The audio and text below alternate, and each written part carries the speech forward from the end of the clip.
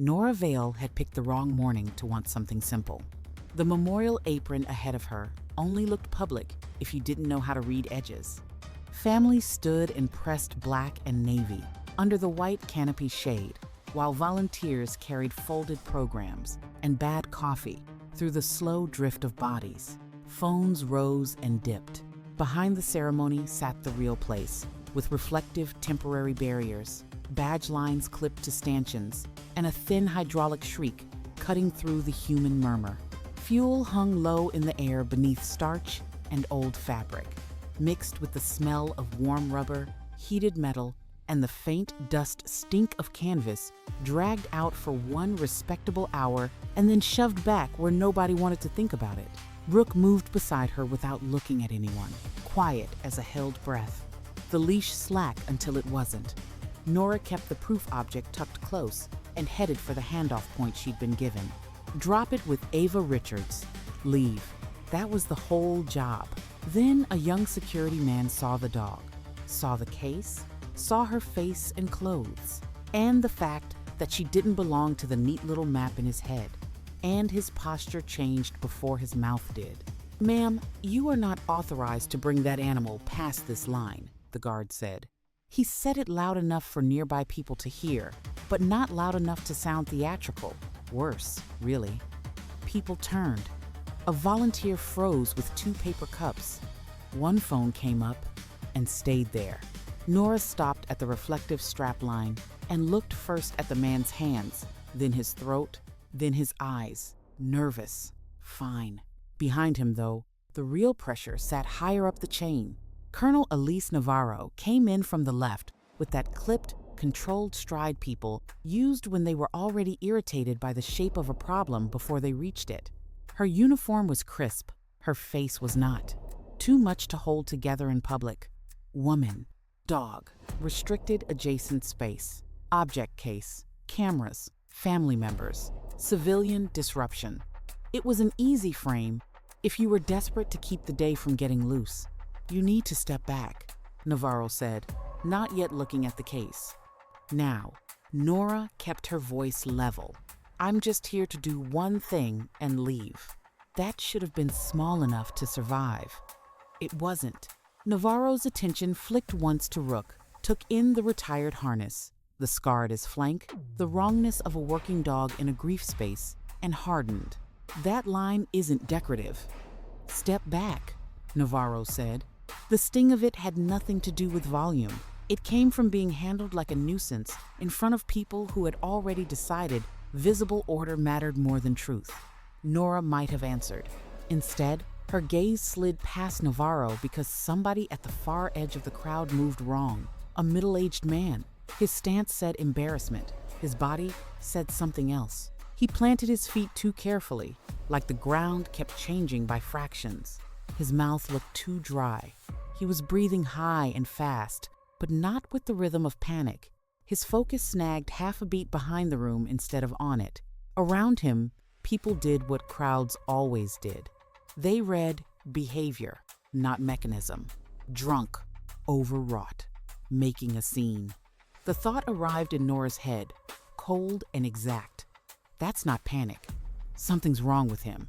At the same moment, Rook gave her a different problem. He did not watch the man. He did not watch Navarro. His ears shifted. His shoulders tightened by a degree. The leash changed feel before it changed shape. A live pressure pointing off angle toward the service side, where a cart stood still too long in a lane built for measured movement, and a figure in a high visibility vest kept one hand on a handle, as if letting go would mean admitting something. Noise rolled thin and late across the apron.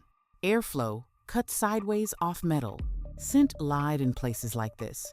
Dogs got dirty reeds. Still, Rook's silence had weight. The room was looking at the wrong problem.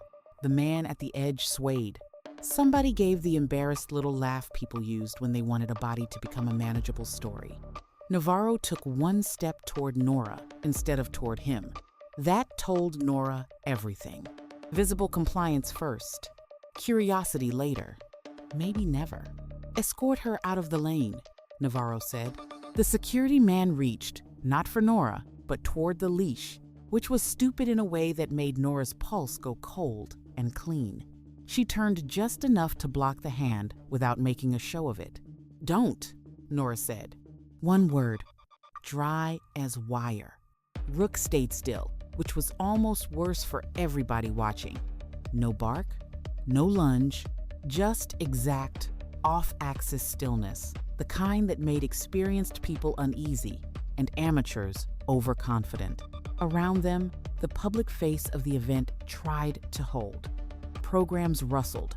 A child asked something too loudly and got shushed. The hydraulic whine came again, thin as a blade.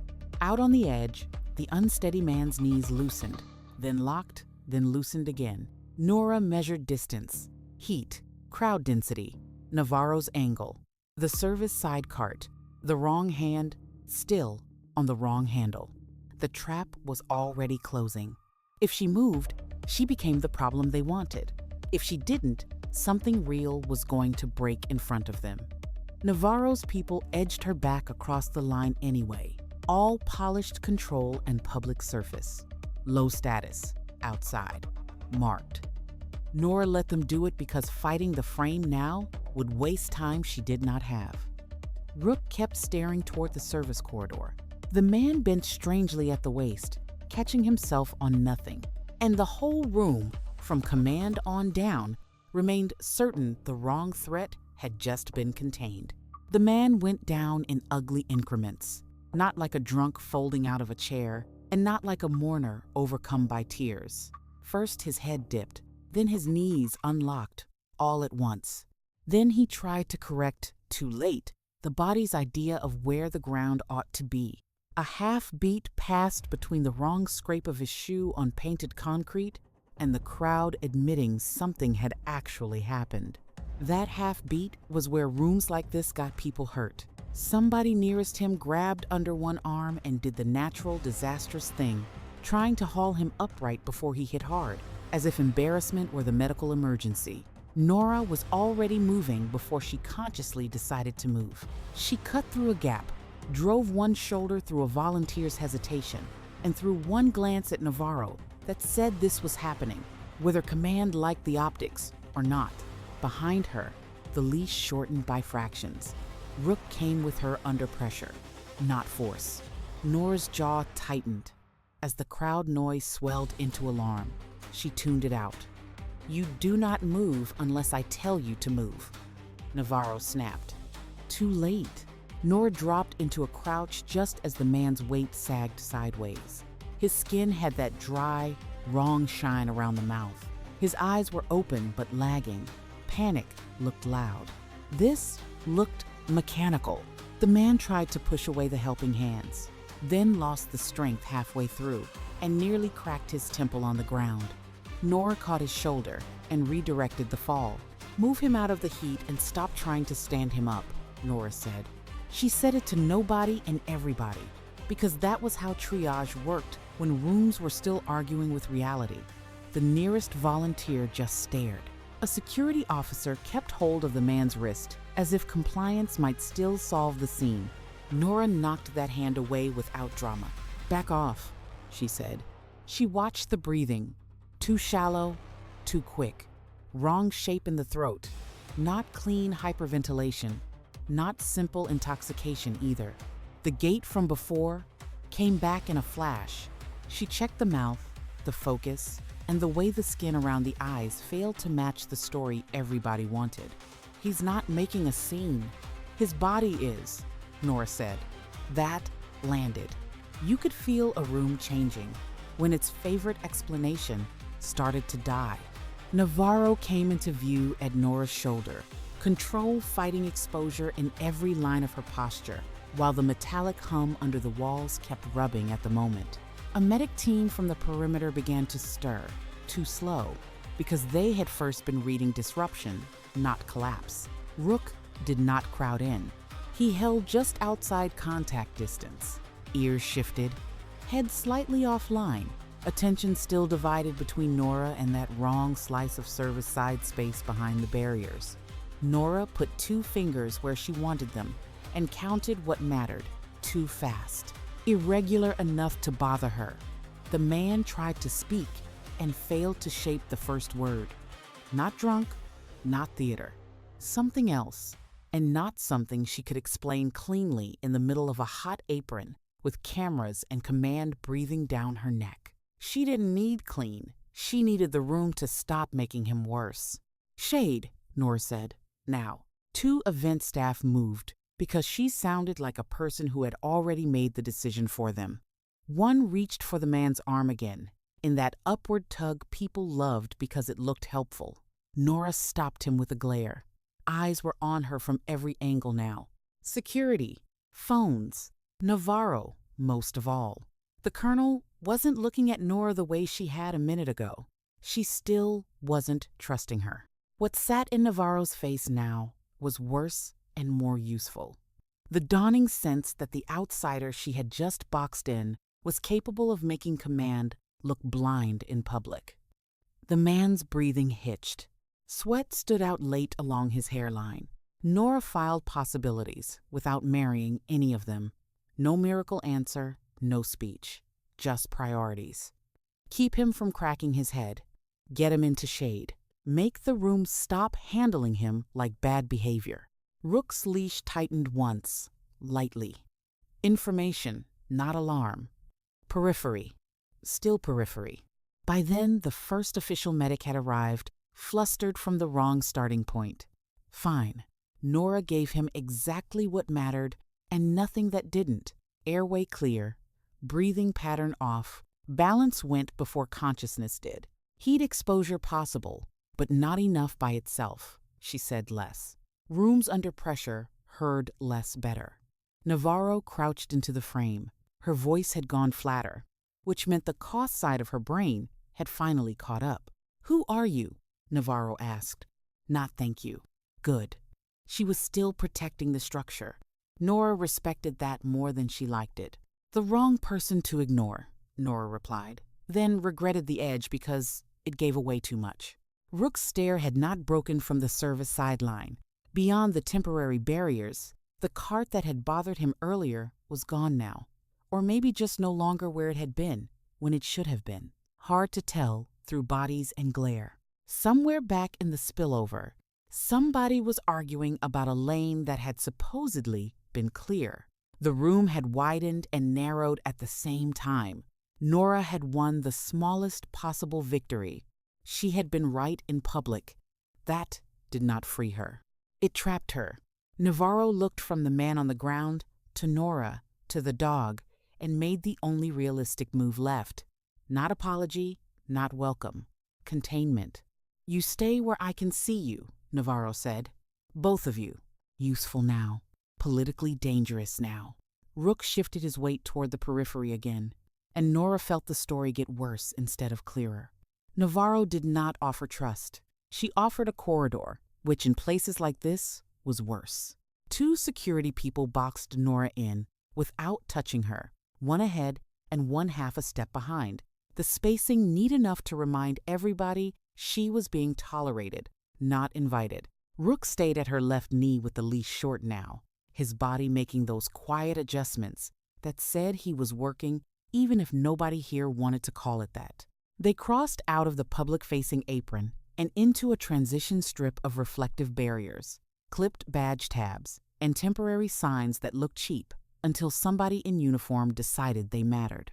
Sound changed first, with the hydraulic squeal and the low machine hum closing in on them. Out on the apron, human noise spread wide and soft. In here, it came back narrow. Heat hung in the corridor like it had paperwork proving ownership. Navarro walked beside them, close enough to own the risk, not close enough to imply anything warmer. "You get 5 minutes," Navarro said. "You touch nothing unless told. You go where I say. You stop when I say. You." Nora let that sit. Rook's ears moved once and settled. He wasn't pulling. He was listening harder than the humans. The first man waiting inside the restricted edge looked more annoyed than curious. Master Sergeant Jonah Pike. Dog literate, by the way his eyes went to Rook's shoulders instead of his teeth. He took in the retired harness, the age in the dog's gait, and the way Nora held the line. Professional, not sentimental. Retired doesn't mean useless. It also doesn't mean clean, Pike said to Navarro. But his gaze stayed on Nora. Not an insult, a warning label. Farther down, a man in a contractor vest was bent over a tablet cart, arguing with somebody on an earpiece while staring at a service lane that should have been moving. Tanner Reed. He had the look of a guy who trusted timestamps more than faces. Reed straightened when they approached, sweat dark at his collar, and jerked his chin toward a utility cart near a partial wall. That cart's been dead still too long for this lane, Reed muttered. Nothing dramatic about it. That was the problem. Systems like this were measured by motion. One cart, one gloved hand, still resting on the handle, though the engine was off. One worker pretending to wait without the loose boredom of someone actually waiting. Rook gave her something then, small and ugly and useful. Not a clean alert. A refusal to commit. His weight shifted forward and stopped halfway, his nose lifting, dropping, then lifting again as air curled wrong off hot metal and shoved scent sideways. Fuel, rubber, warm paint, sweat. The scent track was lying, and he knew it. So did she. He's reading conflict, not certainty, Nora said. Pike glanced at her fast, then back to the dog. Good. He understood the difference. Behind the partial wall, one badge check station was still manned for no obvious reason, while the twin station sat empty. Farther down, a service door hung a little too high, just enough to tell on itself if you were paying attention. Tiny things. Wrong in the way a crooked picture is wrong if you know the room. Navarro saw Nora seeing it and got colder, not softer. You are here because I need to rule out a problem, Navarro said. Not create 3 more. One escort officer made a low sound like agreement. Reed ignored them all and kept staring at his screen. Vehicle movement log says that cart cleared this segment 9 minutes ago. Camera ping says otherwise. Or somebody signed the wrong lane under the wrong unit, Reed said. That mattered. Not enough for sirens. Too much for a shrug. Nora felt the tagged proof object case pressing at her side, the old certainty rising in her chest that things stored one way did not drift into corridors like this by accident. The corridor narrowed again, where a temporary barrier pinched foot traffic away from a service crossover. The worker by the dead still cart finally removed his hand from the handle, but only after he noticed he was being noticed. That was the tell, not guilt. Awareness. A body-changing behavior, because the room's gaze had shifted. Rook's head tracked the movement, then went still again as a gust came through the gap and shredded whatever clean red he might have had. Pike muttered under his breath, dog focused and wary. Reed stepped closer, still living inside his numbers. If this was logged clean, the path shouldn't intersect your event perimeter at all, Reed said. Navarro's shoulders tightened before her voice did. She had wanted a quick verification, something she could file away as nuisance, plus heat, plus bad optics. Instead, she had a dog she couldn't fully discount, a records man flagging route mismatch, and an outsider who kept seeing the room in the wrong order for a harmless civilian. That was the turn. The danger wasn't just in the lane. It was in the frame breaking. Nora watched the worker angle his body just enough to screen the cart from the nearest camera view. Tiny move, wrong move. She felt the story snag against the proof object again, not through revelation, not yet, but through class and handling and that same bad rhyme. Navarro looked at Nora, then at Rook, then at the cart. Nobody touches it. Not yet, Navarro said. Useful, contained, half in, half out. Exactly the trap Nora had spent years trying to avoid. And now the corridor itself was telling her she was already too deep to pretend this was still somebody else's problem. The bad thing about narrow corridors was how fast they turned ordinary mistakes into expensive ones. Nora felt it before she saw it. A pressure change, a break in the sound pattern, The mechanical hum under the walls kept going, but ahead of her, the sound pocket deadened in that ugly way it did when moving parts paused where they weren't supposed to.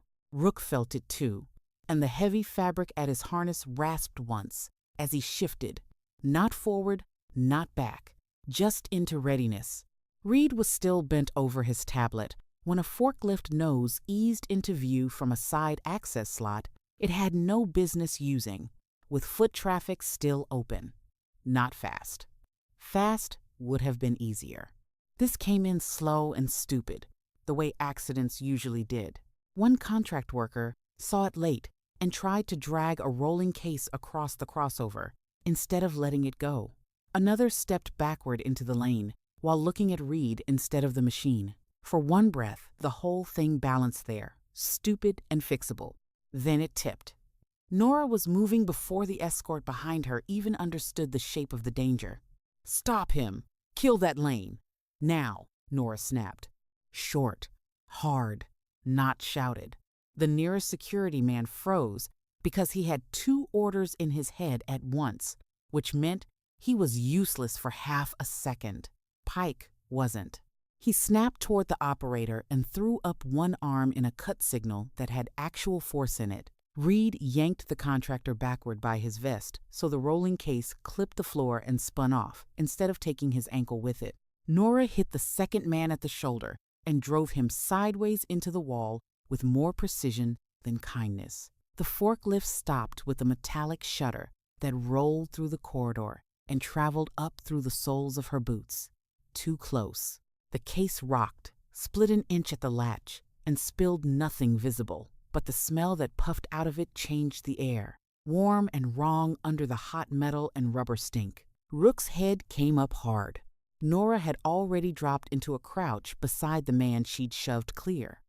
His pulse was racing. His breath was wrong. He wasn't injured badly, just shocked and trying to stand before his balance had returned. "Stay down," Nora said. Behind her, somebody said, with more offense than admiration, "That is not civilian triage talk." Mercer. Young, tight, procedure still fighting reality in his face. Nora didn't look up. She didn't need to. Whatever profile they'd built for her back on the apron had started tearing. Navarro saw it too. Not the near-miss. The rhythm. The way Nora had prioritized movement, choke points, bodies, machine path, then aftermath, all inside one compressed second. That was the problem now. Competence made Nora harder to dismiss and more dangerous to keep. Reed was back on his feet, one hand still clamped around the contractor's vest. He stared at the case, then at his screen, then at the case again. "This timestamp doesn't belong where it says it belongs," Reed said. He held the tablet up without theatrics. That transfer was logged to another segment 20 minutes ago. Pike had one hand on Rook's collar ring now, not restraining him, just feeling the current running through the dog. Rook gave that same ugly, ambiguous red as before. Not certainty, conflict. His stare jumped from the split case to the dead-still cart farther down, then to the worker near the handle, and then back again. Airflow kept slicing the scent trail apart. Nora could feel it in the back of her throat, hot air and machine exhaust pushing smells sideways, so nothing arrived from where it should. Navarro's shoulders went iron stiff. Mercer looked from Nora to the lane to Navarro and back. Nora straightened and nodded toward the case. "Then stop looking at the label and look at the movement," she said. Reed did. He stopped arguing with paperwork long enough to see the physical logic. The case wasn't where it had ended up. It was where it had been brought. That shifted the room. Not publicly. Better than that. Internally. Pike released the collar ring but stayed close enough to step back in if Rook went from reading to pressure. Mercer moved to seal the crossover without being told twice, and that confirmed what Nora had just shown them. They were adapting to her rhythm now, even while resenting it. Navarro noticed that too. Her voice came out flatter than before. "Nobody leaves this corridor. Nobody moves that case until I say so," Navarro said. Reed was already cross-checking route data, his lips moving around numbers he didn't trust yet. Pike kept one eye on the worker by the dead cart, who had stopped pretending not to care. Rook leaned once into the leash, the harness rasping as he shifted his weight toward that same off-angle line he'd chosen back on the apron. Not the obvious center. Nora followed the dog's line, then the case, then the lane markers, and felt the proof object in her own possession turn heavier against her ribs. Same class of handling. Same ugly, useful logic. Not memory anymore. Something in the system was beginning to rhyme, and that was worse. Navarro looked at Nora like she had just become an administrative infection. The hidden piece of her had leaked, not through confession or swagger, but through choice under pressure. Now the scrutiny would get tighter. Reed had the wrong timestamp. Pike had a dog he could no longer write off as retired noise. And Nora had the first hard edge of a pattern-linking movement, handling, and the thing she had come here to surrender. The review pocket they shoved her into had all the warmth of a refrigerated confession booth. Not cold, exactly. Worse. Heat trapped under sheet metal and fluorescent ballast had nowhere to go. So it just sat there and made everybody smell faintly cooked. Reed had claimed one end of a folding table with his tablet, a printout, and the split case from the Near-Miss. Pike stayed near the door with Rook, giving the dog room but not freedom. Navarro stood where she could see all of them, and the lane beyond the half-open partition. Nobody trusted anybody enough to sit. Then Ava Richards came in under escort. Not dramatic, not broken, just tight through the shoulders in the way people got when they'd already spent too many hours trying to behave for strangers. Nora recognized her from the photo clipped to the transfer note. Same eyes, less mercy in them. The tagged proof object case felt heavier in Nora's hand now than it had on the apron. Objects did that once they stopped being errands and started being evidence. Ava's gaze went to the case first, then to Nora, then to Rook, and finally to the split transport box on Reed's table. The silence around it sharpened, not emotional silence, mechanical silence, the kind that happened around things that should have stayed buried. Nora set her case down carefully and opened it without flourish. Inside sat the object she had carried here to surrender, wrapped in the same ugly, useful packaging she'd tried very hard not to think about for a long time. Not jewelry, not some crying relic. Brushed metal shell, scuffed corners, a faded color bar at one end, a cereal strip partly lifted, then pressed back by someone who either lacked time or nerve.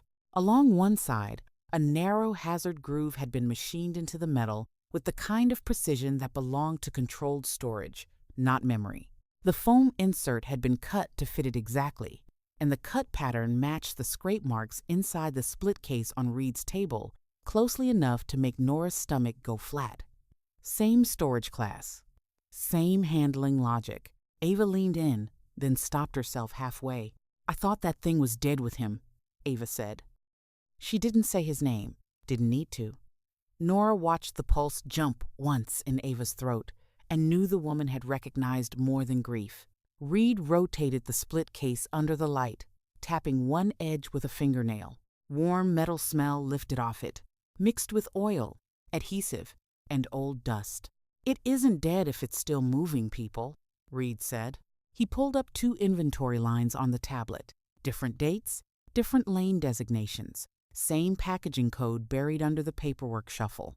Pike looked from one container to the other. Rook stayed still, but not relaxed. His eyes kept cutting to the partition, to the lane, and then back to the table, as if the object itself had a direction attached to it. Ava stepped closer. "He brought one of those home once," she said. "Not home, to the storage unit. Said it was a mistake in the chain. Something that would get cleaned up if the right people admitted it existed." She swallowed and touched nothing. "Then he took it back the next day and told me never to mention it again." Reed's face changed before his voice did. Not surprise, confirmation. "The corridor case and this one shouldn't even rhyme," Reed said. Different years, different events, different archive trail, but they do. Nora looked at the wear pattern again. Not just scratches. Repeated insertion against the same hard lip. One side compressed more than the other, because it had been loaded fast by right-handed people from a bad angle. Handling memory. Live. Ugly. Practical. Navarro still hadn't moved, but the space around her had tightened. She was seeing it now, not because she wanted to, but because the evidence had stopped behaving like memory. Ava looked at Nora. You knew this wasn't just his keepsake. Nora let out a breath through her nose. I knew it didn't fit the story they wanted. I didn't know it was still in circulation. That was the turn. The object on the table stopped being a private burden from a dead man and became a key, still touching the present. Whatever chain had carried one case into this corridor had not ended when he died. It had survived him. Reed spread the printout flat and laid the split case beside Nora's object, as if forcing the room to read the same sentence twice. Matching dimensions. Matching securing points.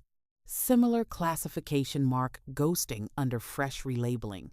Route echo hiding in plain sight because nobody expected an old problem to still have legs. Ava drew a hand back to her side and curled it there, hard. If that's here now, she said, then he didn't fail to bury it. Somebody kept it alive. Through the partition came the distant grind of wheels and a clipped radio voice, enough to remind Nora the corridor was still moving while they stood here pretending they had time. Reed saw it too. Movement windows active, he said. Whatever this is, it's not archive contamination. It's current. Nora felt the old lie inside her, the one about dropping the package, walking out, staying in the life she'd rebuilt, start to split. If she left now, knowing this, that wouldn't be detachment. It would be consent by absence. Ava looked at the object once more, then at Nora. No tears, no speech, just hurt with room for facts. Nora closed the lid over the metal shell with deliberate hands. Then this isn't a handoff anymore, Nora said. Nobody argued. They didn't have the luxury. Outside, something heavy changed direction in the lane. The metallic grind carrying through the partition, and every second after that felt like it belonged to somebody else's clock. The room never became a meeting. That was the one mercy. Nobody sat long enough for it to rot into that. Reed kept moving between the folding table and the partition, tablet in one hand, printout in the other. Like if he stopped, his chain of thought would cool off and die. Navarro stayed planted near the opening, one eye on them and one eye on the service lane, as if command itself depended on not losing sight of both kinds of threat at once. Pike kept Rook just outside the table's orbit, the dog's leash, running in a low line between stillness and pressure. Ava stood where the bad air from the corridor could still reach her, as though some part of her refused the comfort of stepping back, now that she knew the object wasn't dead history. Heat clung to the room from the lane outside. Mechanical noise bled in through the partition in narrow slices, the hum of equipment sitting underneath every pause. Nothing here felt sealed, good. Sealed rooms made people stupid. Reed dragged 3 timestamps into alignment on his screen, then stabbed at a 4th that refused to fit. This didn't hide itself. It was helped, Reed said. No drama in it, just disgust. He turned the tablet so the others could see. Cargo logged out under one lane, physically recorded in another, then scrubbed into a transfer category so bland nobody would look twice. Convenience made official. Sloppiness turned into cover. Navarro read the screen without pretending to like what it said. The muscles in her jaw worked once. Half-proof, Navarro said. She said it like a contamination warning. Enough to poison decisions, not enough to justify lighting the whole place up. Reed gave a humorless breath and tapped the screen again. It's more than half if you count the movement, he muttered. I count consequence, Navarro replied. And consequence says if I pull full containment on this, and I'm wrong, I freeze an active perimeter, trigger outside review, burn trust up the chain, and announce to every idiot in range that something sensitive is loose. That was the first honest thing she'd given them. Risk math. Nora respected it because it was real. She also hated it because real things could still get people killed. She looked at the table, then the lane, then Rook. Body state anomaly on the apron. Off axis, read from the dog. Wrong cart. Wrong log. Wrong case. Wrong handling marks. None of those pieces alone bought command action. Together they made a shape. Not a mastermind. Not one traitor with movie posture. Something uglier. A chain held together by people making the smallest, self-protective choice available every time the truth brushed past them. Relabel it. Delay it. Push it one lane over. Keep the event clean. Don't be the one who says the ugly thing out loud. Reed had the records. Navarro had the threshold problem. Pike had the dog's ambiguity. Nora had the pattern. That was bad enough. It was also enough. A radio snapped somewhere outside, then cut. Rook's head came up, ears flicking toward the lane, and then back to Nora. He wasn't settled. He wasn't sure. Same as the rest of them. Pike rubbed a thumb once against the collar ring, eyes on the dog's shoulders. "He's carrying too much noise to give you clean," Pike said quietly. "I don't need clean," Nora said. "I need useful." Then she hated how tired that sounded, because useful was exactly the word that kept dragging her into rooms she had promised herself she was done with. Ava looked from the table to the service opening. "If this thing is still moving through their system, who's moving it?" she asked. Reed answered first, eyes still on the timestamps. Maybe a person. Maybe 6 people who each think they're only signing one harmless lie. There it was, the real shape, not one bad actor, a structure of cowardice and convenience. Navarro heard it too and went flatter, quieter, more dangerous. "If I move too hard on half-proof, I lose the corridor," Navarro said, meaning whatever was live out there would shut down, reroute, vanish, or get forced into a cleaner lie before they could catch it in motion. Reed nodded once, unwillingly. He knew she was right. Nora felt the wall she'd been leaning on inside herself start to go. The old civilian rule. Drop the item, leave the system to itself. Save what's directly in front of you, and nothing larger. It had kept her functional, employed, more or less sane. It wouldn't survive this room. Not now. Not with that object on the table and that lane still moving. She stepped closer to Navarro, not challenging, just refusing distance. "If you wait for a cleaner picture, you lose more than the corridor," Nora said. Navarro met her eyes and, for a second, neither one of them blinked. Heat pressed against the skin.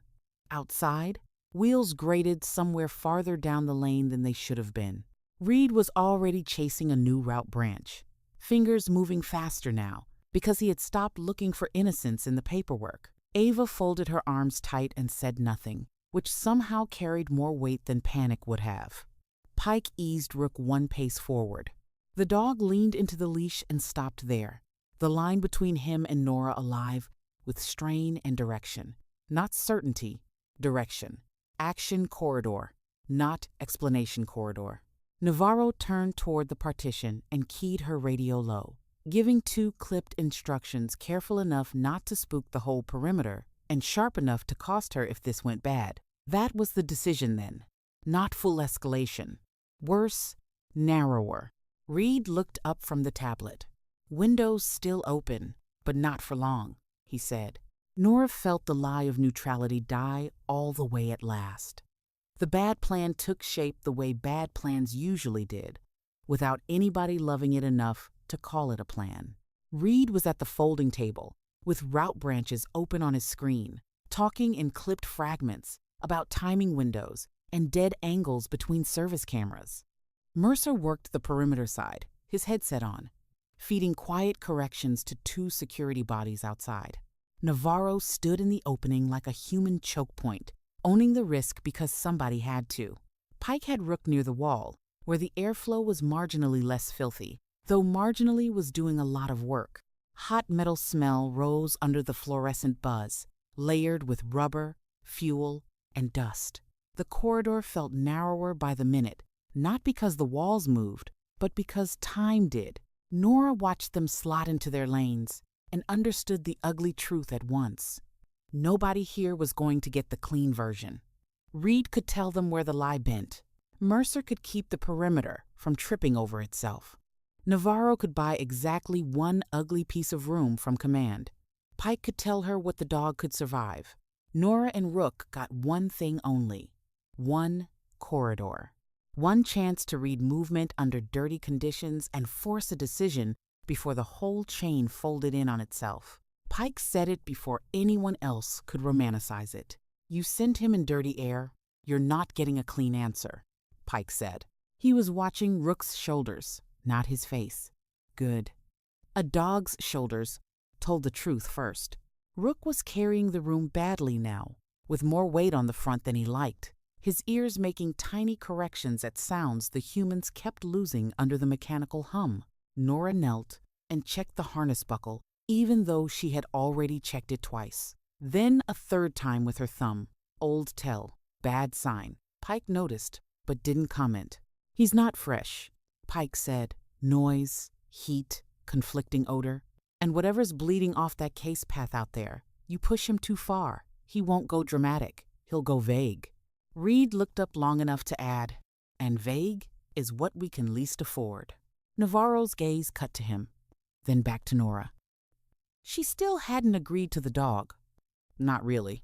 She had agreed to the possibility that the dog might buy her an answer faster than command could kill the window. What's the safer option? Nora asked. Reed gave a tired laugh. There isn't one. The clean route just died, Reed said. Mercer stepped back in through the partition without waiting to be invited. One of the service lanes had just been reopened by somebody upstream who either didn't know or didn't care what was live on the ground. The obvious hold and watch plan was gone. They either moved now inside the dirty corridor or they lost whatever was still moving through it. That changed the air more than the radio traffic did.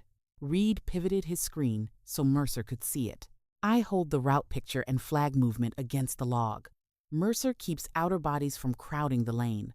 Pike rides the dog and calls degradation before it turns into theater. Navarro keeps command from choking us. Nora and Rook take the center cut, Reed said. Nobody liked hearing it said that plainly. Mercer frowned first. A retired dog is your center cut? He asked. Pike turned on him without raising his voice. A retired dog with the right handler and the wrong conditions, which means maybe, not magic. Maybe, Pike said. Nora stood, leash in hand, and felt the line come alive between her and Rook. He didn't look at her. He leaned into direction and stopped there, waiting for the human part of the partnership to decide whether she was really going to ask this of him. That hit harder than the corridor, harder than Navarro, harder than the smell. Risking herself was clean math. Risking him never was. I'm not asking for clean. I'm asking for enough, Nora said. The words came out lower than she intended. Navarro let the silence bite for a second, then keyed her radio, listened, and killed whatever objection was coming from the other end. Then you get one pass. No second corridor, Navarro said. There it was. Permission with teeth. Nobody thanked anybody. Good. Mercer went back through the partition to start clearing human clutter from the service side. Reed moved into the doorway where he could see both his screen and the lane, muttering timestamps under his breath like prayers for bitter men. Pike gave Nora one last look that wasn't approval. Just truth. If he stalls, you pull him. I don't care what's in front of you, Pike said. Nora nodded, because arguing would only be vanity. She crouched long enough to put her hand briefly against Rook's neck, where the fur was hottest, and the pulse sat deep under it. Not comfort. Check. Commitment. The mechanical hum under the broken ceremonial quiet seemed louder now, like the whole building had leaned in to hear whether they were stupid enough to proceed. Maybe they were. The leash tightened by fractions. Rook angled toward the narrowed service cut, then paused when a cross-flow gust slapped hot stink sideways through the opening. Unreliable air, bad footing, limited sightline, the kind of corridor where one wrong read turned action into cleanup. Reed lifted his head from the tablet. "Windows moving," Reed warned. Navarro stepped aside, but only just. There would be no better version, no rescue by clarity, no perfect read, no perfect command structure, no clean conscience after. Just one pass into a lane that wanted to lie to all of them, and Nora walking into it with the thing she was least willing to lose. The corridor lied right away.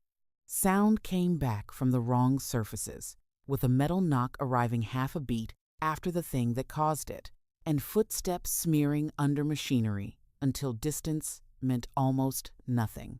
Rook went in first by inches, his body low and tight, paws finding grip on a floor that vibrated faintly under Nora's boots. Reed's voice cracked once in her earpiece, then clipped out under static as Mercer moved outer bodies off the lane. Navarro had command, holding just enough space behind them to keep the corridor from filling with uniforms and panic. Nora kept her eyes on what mattered: corners, hands, wheels, gate, the dog's shoulders. Airflow kept slapping hot stinks sideways through the channel, making smell arrive broken. They had expected the dead cart to be the center. That assumption lasted less than 10 seconds. The cart sat where it had sat, screened now by stacked crates and a strip of hanging plastic.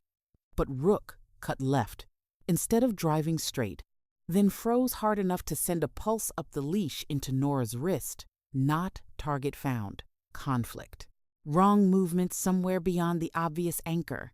Nora felt her pulse slow, which was always useful in bad places. Left. Now. "Don't wait for perfect," Nora said. The words hit the space and came back flatter than she'd spoken them. Rook redirected toward a side cut where the service channel narrowed around a rolling gate left halfway open. Beyond it, one worker in a reflective vest was pushing a narrow freight dolly, too fast for somebody inside a controlled lane, and too carefully for somebody innocent. Another shape moved behind him, half hidden by plastic sheeting and stacked cases. Not one clean move. That was the assumption collapsing. Nora had thought they were reading one object path. They were inside a moving handoff. Reed's voice came back in her ear, sharper now. "Lane branch just changed. That dolly shouldn't be there," Reed said. Mercer swore faintly from outside as somebody farther back tried to break containment and got shoved against a barrier. Nora moved. Fast in the only sense that counted, her body already choosing angles while her mind was still catching up. Rook drove forward one beat, then checked himself when a gust kicked through the gate and smeared scent into garbage. His hesitation cost them distance. The man on the dolly heard something behind him and glanced back. Too soon. Nora cut inside the gate and clipped her shoulder on the steel edge hard enough to send a hot sting down her arm. Wrong angle. Her own fault. It bought the man half a second, and half a second in corridors like this was a kingdom. He dumped the dolly rather than lose it clean. Cases hit the floor, one splitting, one skidding under the hanging plastic, and one cracking open just enough to spill coated foam and a metal shell that matched the geometry in Nora's memory before language did. There it was, live and ugly and undeniable. Rook lunged toward the moving man, then recoiled sideways when the second figure came out of the plastic with a swinging hook pole meant for freight, not flesh. The pole clipped the harness instead of Rook's ribs by an inch and sent him spinning into the wall with a grunt Nora had never learned how to hear calmly. The harsh scrape of steel on concrete echoed sharply. Adrenaline spiked, sharpening the edges of the corridor. She intercepted before the second swing landed, catching the pole shaft with both hands and driving it down. Body weight over leverage. No elegance to it. The man behind it was stronger than he looked and weaker where it mattered. His balance poor, his feet set wrong for resistance. She blocked, redirected, and drove him into the gate track, then lost the clean finish when the first worker bolted past her shoulder. Reed's voice blew out the earpiece with something close to alarm. "It's live. Everybody can see it now," Reed said. He was right. Mercer had line of sight from the outer gap. Navarro had the service camera feed. Pike was coming hard, with a short leash and a furious dog who wanted back into the fight. The first worker didn't get far. Mercer hit him low from the side just beyond the gate, and both men slammed into a barrier, the impact rattling the whole lane. Nora still had the pole, still had the second man half folded and fighting for breath, when the spilled metal shell skidded into open sight under the strip lights. Same storage class, same handling scars, same coated strip. No more archive excuses. One cracked case bled transfer tags across the floor, and the camera above caught every ugly little piece of it. Rook regained his feet and drove a pressured line toward the second man without touching him, teeth hidden, silence precise, forcing space and choice instead of gore. Pike reached them then, one hand on the leash and one hand out to stop Nora from sending Rook too deep. Navarro's command voice hit the corridor over radio and air both. "Hold that corridor. Nobody cleans this up yet," Navarro ordered. That changed everything. Not because it solved anything, but because command had now said the quiet part out loud in the presence of witnesses, cameras, records, and bodies. The room could not go abstract again. Nora shoved the pole away, pinned the man's wrist with her knee, and looked at Rook, alive, breathing hard, not untouched, good enough for now. Outside the gate, radios multiplied, footsteps converged, and the chain they had been tracing in fragments suddenly had a body, a path, and physical proof spread across dirty concrete. No clean win, just consequence arriving loud enough that nobody with rank was going to pretend this had been a misunderstanding anymore. For a second after Navarro's order hit the corridor, nobody moved because everybody had already moved too much. The words hung there harder than shouting. Cameras saw it. Radios carried it. Mercer was still half on top of the runner he had dropped at the barrier, while the guy cursed into concrete and transfer tags skated through greasy dust around them. Pike had one hand locked on Rook's leash and the other out, like he could hold the lane together by stubbornness alone. Reed came through the gate fast, tablet in hand. His face gone pale in that ugly, practical way that meant he already understood the paperwork blast radius. The overhead service camera blinked red. Recording. Good. Bad. Both. Nora stayed on the second man long enough to feel the fight run out of his wrist before she eased back. Her shoulder throbbed where she had clipped the steel edge. Rook was standing again, but not cleanly. Too much weight off one side, breathing rough. Harness strap twisted from the hook pole strike. Outside the cut, more boots arrived, then slowed when they saw what was on the floor. Split case, coated foam, metal shell, scuffed tags. Civilian disruption had just died in public. Navarro stepped into the open where every pair of eyes could find her. That was one of the prices of command. She took in the evidence once, fast, then started making people expensive. Secure both men. Separate them. Camera copy gets mirrored off local storage now. Navarro ordered. No heat, no sermon. The colder she got, the worse it was for everybody. One security sergeant hesitated, just long enough to glance at Nora like she might still be the contamination in the room. Navarro cut that look in half without turning her head. Stand down that line.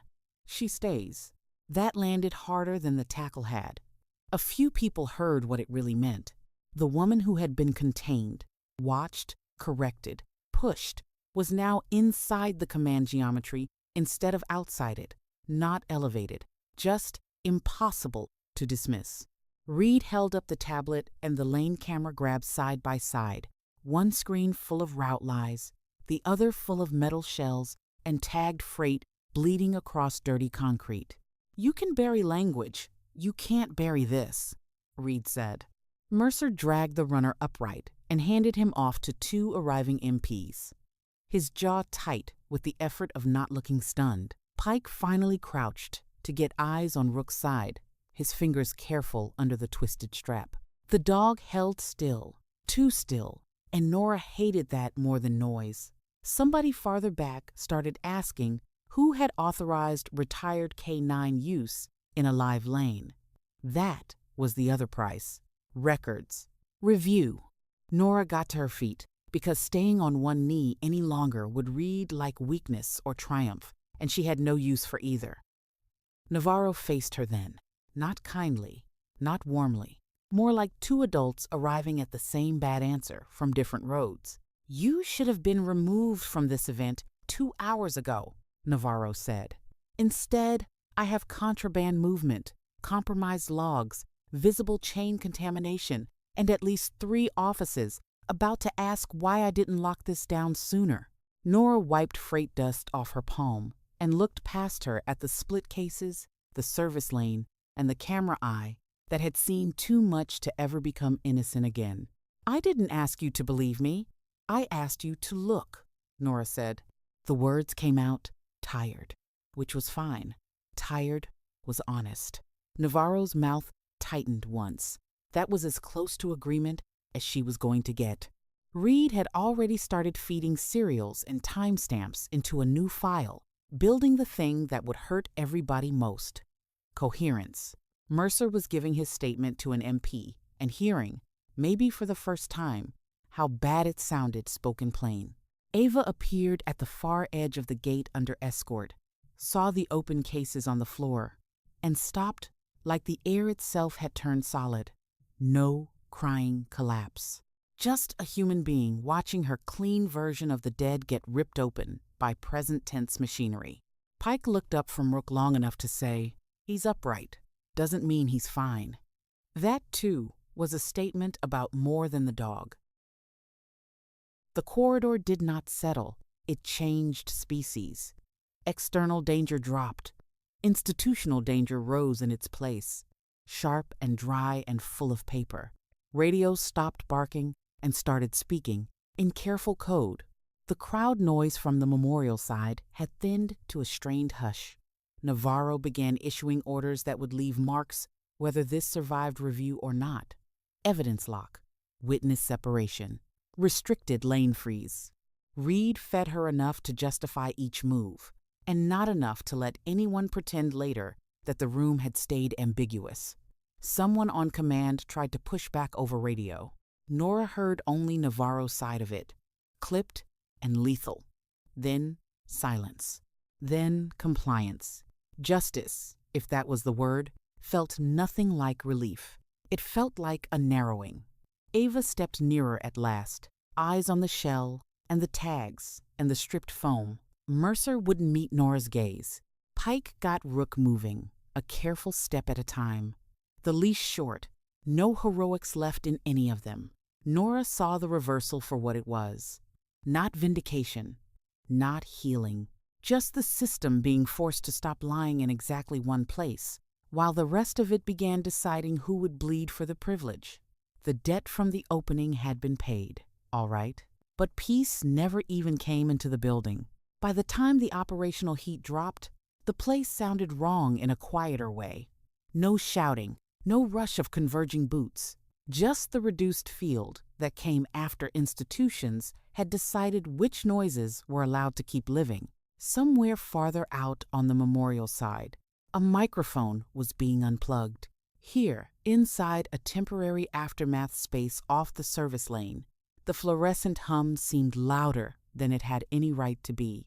Rook lay on a folded blanket Pike had bullied out of a storage cabinet, his head up, his eyes open, his pride still intact, and his body plainly not. He was favoring his side, his breath slower now, but shallow at the end of each cycle. Nora sat on an overturned case beside him, her fingers checking under the harness strap one more time, because stopping would have meant admitting what the day had cost. Not broken, Pike had said. Bruised hard. Needs rest, not heroics. Reed stood by the wall with 2 paper copies and 1 digital pad. reading through witness language as if every word might try to wriggle away from him if he blinked. Navarro had vanished for 12 minutes and come back looking exactly the same, except for the deeper set at the corners of her mouth. That meant command had touched her. Ava waited near the half-shut door, arms folded, her gaze moving between the object case on the table and the dog on the blanket. Nobody here looked victorious. Navarro was the one who made the costs official. The lane is frozen pending review. My log is already flagged. So is Reed's. Pike gets questions about retired K-9 deployment. Mercer gets to explain why he put hands on a suspect before MPs took custody, Navarro said. She said it like weather, but weather could still ruin your life. Then her eyes went to Nora. And you. That was almost funny, as if the entire day had not been one long exercise in, and you. Civilian access violation. Interference with a controlled event. Possible compulsory statement request. Very likely attention from people you do not want learning your name. 1 M.A.M. Nora looked down at Rook instead of up at Navarro. The dog pressed the bridge of his nose once against her wrist and let it rest there. Not a comfort trick, just contact. The life she had rebuilt had always depended on being useful in contained ways. Shift, patient, aircraft, handoff, home. Not this. Reed set his pages down. There'll be a sealed branch, Reed said. There's always a sealed branch. Too many names on this already. Ava laughed once under her breath. No humor in it. So that's the truth then, Ava said. Not hidden, just filed where normal people can't touch it. Ava stepped toward the table and laid her fingertips on the closed object case without opening it. That seemed to hurt her more than if she had lifted the lid. I wanted the truth. I don't think I wanted this version, Ava said. She kept looking at the case when she said it. Nora understood that. Some truths were easier to love before they got mixed with active freight tags and compromised logs. Nobody ever does, Nora said. Ava nodded once, small and hard. Was he trying to stop it or hide it? There it was, the question that survived everything else. Nora could have lied kindly. Reed could have buried her under caveats. Navarro could have shut the line down in the name of process. None of them did. Reed answered first because accuracy was the only mercy he knew how to give. Both can be true, Reed said. Ava closed her eyes for a second, then opened them with less softness in them than before.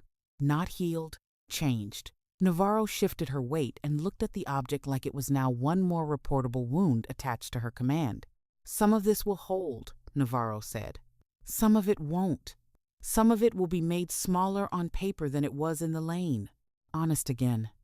Maybe because lying now would have taken more energy than she had left. Pike finally straightened from checking Rook's breathing. He walks out under his own legs if you don't ask for more, Pike said. When they were alone enough for the room to lose its posture, Nora clipped the leash back onto the harness ring and let the line fall across her hand. Not tight, not loose, different. The object case sat on the table 3 feet away, closed and tagged, and no longer meaning what it had meant that morning. It had started as a burden she planned to surrender. Now, it looked like the first visible tooth of something that had been chewing through the system for longer than anybody in this room wanted to admit. Beyond the walls, the event would be wrapping itself back into public language by now. Controlled statement. Contained incident. Review pending. The machine would do what machines did. Reduce. Reroute. Survive. But not cleanly. Reed had copies. Mercer had seen too much. Ava would never get her old story back. Navarro would carry the command scar, whether she admitted it or not. And Nora had lost the last honest version of her lie. She could not go back to being a woman who delivered one thing and left. She looked at Rook as he pushed himself carefully upright, every movement slower now, every inch paid for. The leash line between them trembled once, then settled. Small thing, ordinary thing, different forever. I can't live outside it now. She did not say it aloud. She just rose with the dog, the case, and the reduced silence around them, and felt how narrow the world had become.